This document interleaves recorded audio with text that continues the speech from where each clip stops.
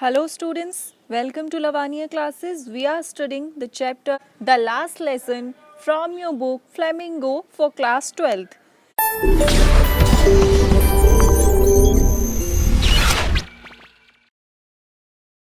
Last video में हमने देखा था कि फ्रेंड्स स्कूल में हो रही अनयूजुअल एक्टिविटीज़ को देखकर, स्कूल के बदले हुए एनवायरनमेंट को देखकर काफ़ी ज़्यादा हैरान था, वो काफ़ी शॉक्ड हो चुका था।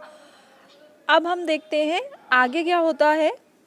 While I was wondering about it all, Mr. Hamill mounted his chair and in the same grave and gentle tone which he had used to me said, "My children, this is the last lesson I shall give you."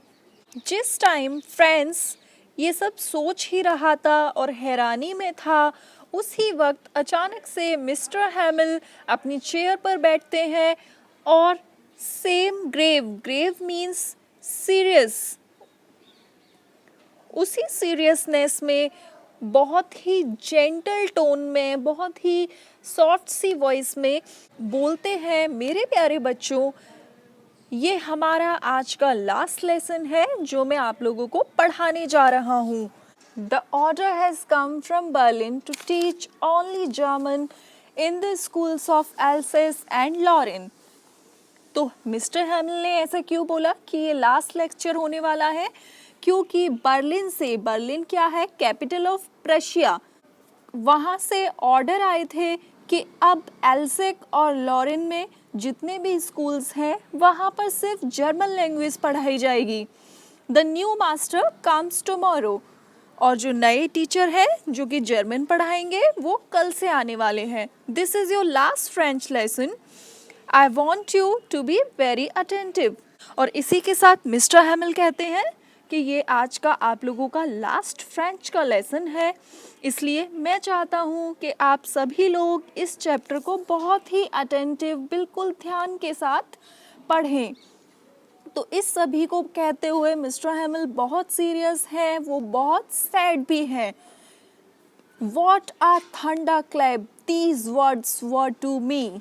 अब ये कौन कह रहा है? Friends कह रहा है। थंडरक्लैप means sad news. जैसा कि थंडरक्लैप वर्ड से आपको समझ में आ रहा है बिजली, मानो बिजली गिर गई हो, फ्रांस के ऊपर मानो बिजली गिर गई हो, ये उसके लिए बेहद सैड और शॉकिंग न्यूज़ थी। वो एकदम से हैरान हो गया। अब वो अपनी क्लास में लास्ट टाइम फ्रेंच पढ़ने जा रहे हैं। ओह, the wretches, that was what they had put up at the town hall.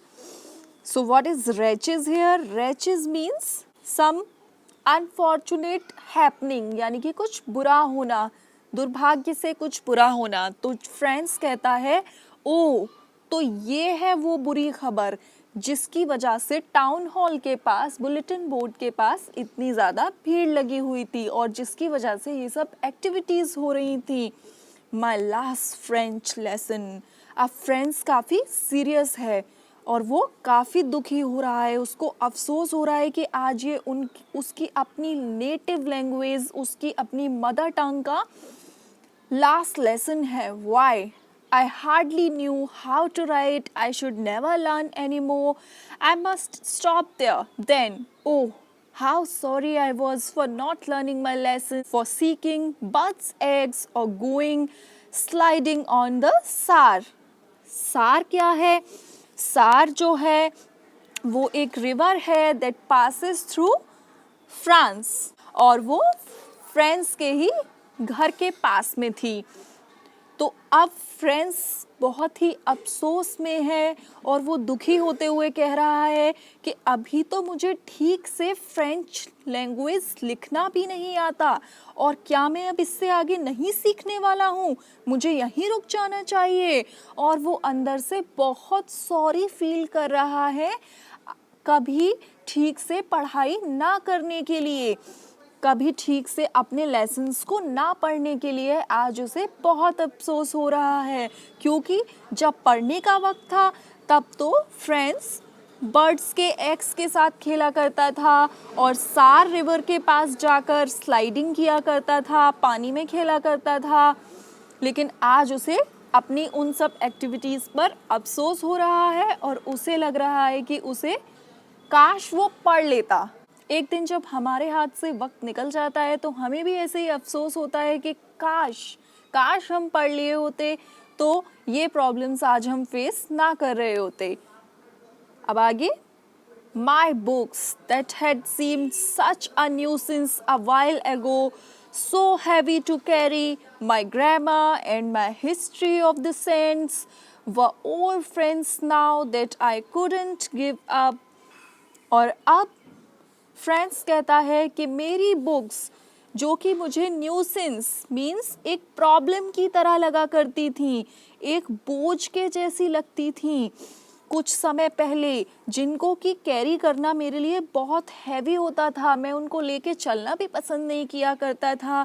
मेरी ग्रामर की बुक्स, मेरी हिस्ट्री की बुक्स, जिनमें कि कुछ संतों के बारे में दिया हुआ होता था जिनको पढ़ने में कोई इंटरेस्ट नहीं आता था, लेकिन आज वही बुक्स मानो ऐसा लग रहा है कि वो मेरी ओल्ड फ्रेंड्स हों और मैं उन्हें बिल्कुल नहीं छोड़ना चाहता हूँ। And Mr. Hamill too. The idea that he was going away, that I should never see him again, made me forget all about his ruler and how cranky he was. What is cranky? Cranky means short tempered. जैसे कि mister हैमिल को बहुत जल्दी गुस्सा आ जाया करता था, वो शॉर्ट टेम्पर्ड थे, तो उसे हम क्रैंकी कहते हैं। तो अब फ्रेंड्स कह रहा है कि मिस्टर हैमिल भी, उन्हें देखकर भी उसे बहुत दुख हो रहा है कि मिस्टर हैमिल अब उन्हें छोड़कर जाने वाले हैं, अब आगे से वो मिस्टर हैमिल से नहीं पढ़ने वाला है और वो उन्हें अब नहीं देख पाएगा। और वो इस सब से इतना दुखी है कि वो ये भी भूल गया है कि मिस्टर हैमिल कैसे उसे रूलर से मारा करते थे और वो कितने शॉर्ट टेम्पर्ड थे, कितनी जल्दी एंग्री हो जाया करते थे, या उनका कितना रूड नेचर था। अब उसे इस सब को, ये सब तो उसे अब याद ही नहीं है। Poor man. It was in honor of this last lesson that he had put on his fine Sunday clothes, and now I understood why the old man of the village was sitting there in the back of the room. बेचारे teacher, तो ये वो अपने teacher को कह रहा है, ओह बेचारे। अब उसे समझ में आ रहा है कि क्यों उसके वो teacher Sunday clothes means best clothes, the best clothes you have, उसे हम संडे क्लॉथ्स भी बुलाते हैं, और the newest clothes you have. तो जो भी आपके बेस्ट कपड़े होते हैं या जो सबसे न्यू होते हैं उन्हें हम संडे क्लॉथ्स भी बोलते हैं। तो फ्रेंड्स कह रहा है कि अब मुझे समझ में आ रहा है कि क्यों मिस्टर हैमिल अपने बेस्ट क्लॉथ्स पहन कर आए थे, और ये भी समझ में आ रहा है कि क्यों वो गांव के सारे बूढ़े आदमी क्लास में पीछे की ओर बेंचेस पर बैठे हुए थे, क्योंकि ये सब कुछ उस लास्ट लेसन को रेस्पेक्ट करने के लिए हो रहा था। It was because they were sorry too that they had not gone to school more. They कौन है यहाँ? They उन village people के लिए यूज़ किया जा रहा है, वो villagers, क्योंकि वो villagers भी बहुत सॉरी फील कर रहे हैं, उन्हें भी अफसोस हो रहा है कि उन्होंने अपनी मदर टंग को कभी भी ठीक से नहीं पढ़ा स्कूल में, वो भी उस टाइम पे स्कूल नहीं जाते थे। It was their way of thanking our master for his 40 years of faithful service and of showing their respect for the country that was theirs no more. तो अब ये सभी गांव के बूढ़े लोग यहाँ पर आए हैं मिस्टर हैमिल को उनकी 40 साल की फेथफुल सर्विस, जो उन्होंने पूरी लगन के साथ 40 साल ड्यूटी निभाई, उसके बदले थैंक यू करने आए हैं, क्योंकि वो गांव के लोग भी कहीं ना कहीं मिस्टर हैमिल से ही पढ़े हुए थे और वो उनको थैंक्स करने आए हैं, उनको रेस्पेक्ट देने आए हैं उस लैंग्वेज के लिए, वो सब सीखने के लिए और उस कंट्री के लिए जो कि अब उनकी रही ही नहीं। While I was thinking of all this, I heard my name called. तो अब फ्रेंड्स ये सब सोच ही रहा था, तभी अचानक वो सुनता है कि उसका नाम पुकारा गया। It was my turn to recite. और क्या होता है, उसका टर्न आ जाता है वो पार्टिसिपल के क्वेश्चंस सुनाने का, उसका टर्न आ जाता है। What would I not have given to be able to say that dreadful rule for the participles all through very loud and clear and without one mistake? Friends सोच रहा है कि वो कुछ भी दे सकता है, कुछ भी कर सकता है। ये ड्रेडफुल मीन्स फियरफुल, ये जो डरावने भयानक रूल्स हैं पार्टिसिपल्स के, इनके बदले वो कुछ भी कर सकता है। अगर वो इन रूल्स को लाउड वॉइस में क्लियर के बिना एक भी मिस्टेक किए वो सुना पाए, तो उसके लिए तो वो कुछ भी देने के लिए तैयार है। But I got mixed up on the first words and stood there holding on to my desk and my heart beating and not daring to look up. Mixed up means सब confuse हो जाना, आपस में mix गड़बड़ हो जाना। Daring means having courage। तो क्या होता है, फ्रेंड्स का तो दिमाग में सब कुछ मिक्स हो गया, वो बेहद कंफ्यूज हो गया और वो पहले वर्ड से ही कुछ भी नहीं बोल पाया। डेस्क को पकड़ लिया उसने, वो घबरा गया एकदम, और इतना घबरा गया कि उसकी हार्ट बीट एकदम बढ़ गई और अब उसके अंदर बिल्कुल भी हिम्मत नहीं बची थी कि वो ऊपर भी देख पाए और वो आई कॉन्टेक्ट भी बना पाए। आई हियर्ड मिस्टर हैमिल से to me, I wants called you little friends, you must feel bad enough, see how it is. तो आवाज़ आती है उसे, मिस्टर हैमिल उससे कहते हैं, मैं तुम्हें डांटूंगा नहीं फ्रेंड्स, प्यारे फ्रेंड्स डरो मत, तुम्हें भी खुद बुरा लगना चाहिए और आज तुम्हें भी बुरा लग ही रहा होगा। Every day we have said to ourselves, bah I have plenty of time, I'll learn it tomorrow and now you see where we have come out। तो अब वो उसे बता रहे हैं कि हर रोज़ हम खुद से कहते हैं, अरे हमारे पास तो बहुत टाइम है, हम तो कल सीख लेंगे, और देखो आज हम कहाँ आ गए हैं, आज हम किस सिचुएशन में खड़े हैं कि अब आगे हमारे पास कोई टाइम ही नहीं बचा है। तो ये हमें टाइम की इम्पोर्टेंस बताई जा रही है कि टाइम कितना इम्पोर्टेंट होता है। जब सही टाइम गुजर जाता है तो हम ऐसी ही प्रॉब्लम्स में फंस जाते हैं। That's the great trouble with Elsie, she puts off learning till tomorrow. तो वो कहते हैं कि एल्सेक के लोगों के साथ भी यही प्रॉब्लम है। एल्सेक में जितने भी लोग रहते हैं सब यही सोचते थे कि वो कल पढ़ लेंगे, कल कर लेंगे, कल सीखेंगे। Now those fellows out there will have the right to say to you how it is. You pretend to be Frenchmen and yet you can neither speak nor write your own language. Now those fellows, इनकी बात की जा रही है, वो प्रेशियन soldiers जो बाहर प्रेशियन soldiers लगे हुए थे उनकी बात कर रहे हैं मिस्टर हैमिल। वो कहते हैं कि अब जब प्रेशियन सोल्जर्स तुम्हें देखेंगे तो तुम सबका मजाक उड़ाएंगे, वो तुम्हें नीचा दिखाएंगे, वो तुमसे कहेंगे कि तुम तो प्रिटेंड करते थे, ये दिखावा करते थे कि तुम फ्रेंचमैन हो, लेकिन ना तो तुम फ्रेंच बोल सकते हो और ना ही तुम फ्रेंच लिख सकते हो, तो तुम किस बात के फ्रेंच हो, तुम्हें तो अपनी नेटिव लैंग्वेज तक नहीं आती है। और ये कहकर वो तुम्हें नीचा दिखाएंगे। तो मिस्टर हैमिल यहाँ बता रहे हैं कि अपनी लैंग्वेज की कितनी इम्पोर्टेंस होती है, अपनी मातृभाषा की नॉलेज होना हमारे लिए कितना ज़्यादा ज़रूरी है। But you are not the worst, poor little friends, we have all a great deal to reproach ourselves with. Reproach means to blame, blame करना।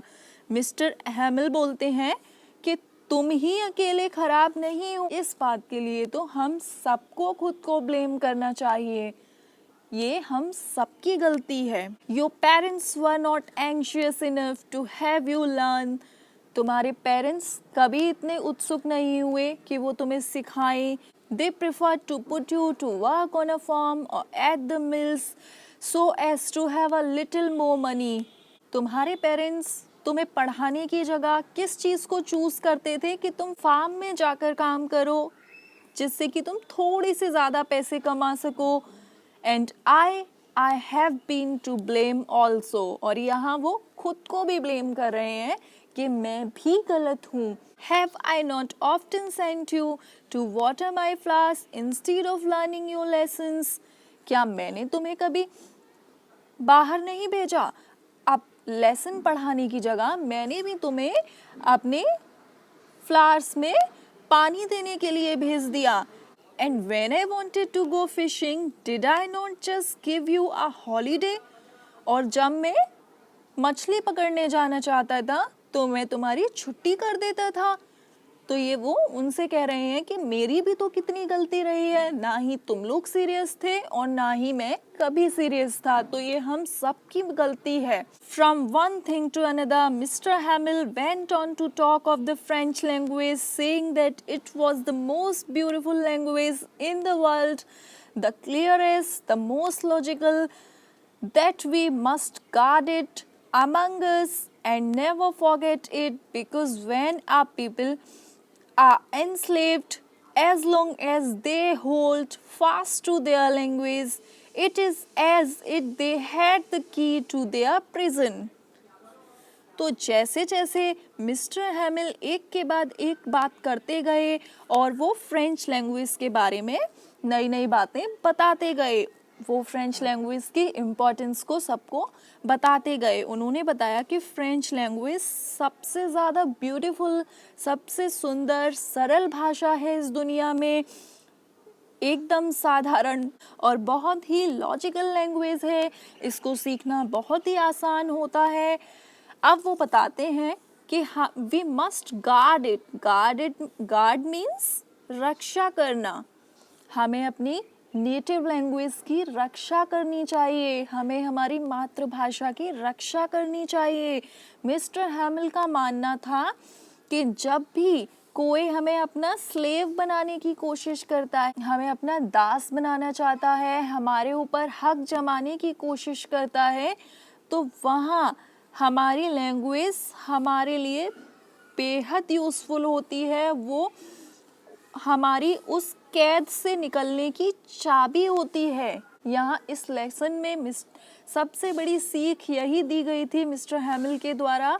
उनकी मेन जो पॉइंट था वो यही मानना था कि जब भी आप किसी के द्वारा स्लेव बनाए जाते हो तो आपकी जो सबसे मेन की होती है उसकी कैद से निकलने की, उसके प्रिजन से खुद को फ्री कराने की, वो आपकी नेटिव लैंग्वेज होती है. और आपको हमेशा अपनी नेटिव लैंग्वेज बहुत ही अच्छे से आनी चाहिए. Then he opened a grammar and read us our lesson. और ये सब कहने के बाद उन्होंने ग्रामर की बुक ओपन की और उन सभी को एक लेसन पढ़ के बताया.